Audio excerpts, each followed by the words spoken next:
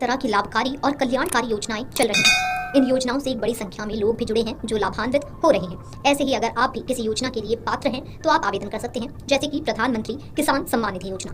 दरअसल इस योजना को भारत सरकार चलाती है और इस योजना का लाभ सिर्फ किसानों को ही मिलता है। इस योजना से जुड़कर आप सालाना 6,000 रुपये प्राप्त कर सकते हैं।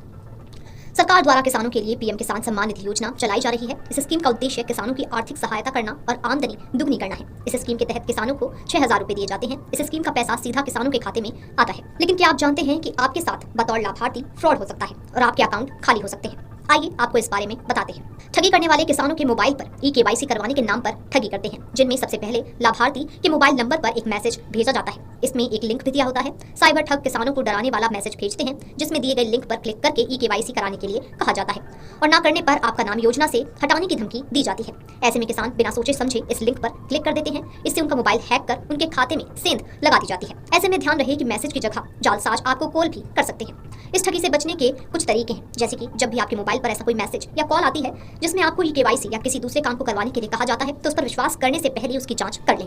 ध्यान रहे कि ऐसे किसी मैसेज या उसमें दिए गए लिंक पर बिना सोचे समझे क्लिक ना करें, वरना आपके साथ भी फ्रॉड हो सकता है। इसी क्रम में इस बार 20वीं किस्त जारी होनी है, तो चलिए आपको बताते हैं कि ये किस्त किन किसानों को मिलेगी और किन्हें नहीं। अगर आप पीएम किसान योजना से जुड़े हैं, लेकिन अगर आप भू सत्यापन का काम नहीं करवाते हैं तो आपकी किस्त अटकना तय है। इसलिए जो किसान इस काम को करवा लेंगे उन्हें किस्त का लाभ मिलेगा। इसमें आपकी जमीन का वेरिफिकेशन किया जाता है। इस पीएम किसान सम्मान निधि योजना से जुड़ने के बाद आपको ई-केवाईसी करवाना अनिवार्य है। अगर आप ये काम नहीं करवाते हैं तो आपको किस्त नहीं मिलेगी और जो किसान ये काम करवा लेंगे उन्हें किस्त का लाभ मिलेगा। आप अपने नजदीकी सीएससी सेंटर और योजना की आधिकारिक वेबसाइट pmkisan.gov.in से इस काम को करवा सकते हैं। अगर आपको किस्त का लाभ चाहिए तो आपको आधार लिंकिंग का काम भी करवाना होता है। इसमें आपके आधार कार्ड को आपके बैंक खाते से लिंक करवाना होता है। इसके लिए आपको अपने बैंक की शाखा में जाना होता है। लेकिन अगर आप ये काम नहीं करवाते हैं तो आपकी किस्त अटक सकती है।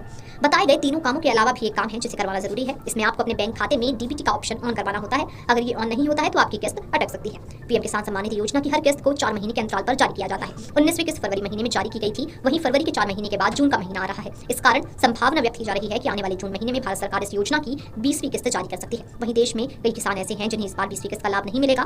भारत सरकार के मुताबिक प्रधानमंत्री किसान सम्मान निधि योजना में ई-केवाईसी कराना जरूरी है, जिससे कि उन लोगों को भी किस्त का लाभ मिल सके जिनकी किस्त अटकने की संभावना। तो आज ये दोस्तों चैनल पर नए हैं तो चैनल को लाइक और सब्सक्राइब जरूर करें ताकि हमारी हर अपडेट आपको मिल सके। योजना अपडेट चैनल से जुड़ते रहिए।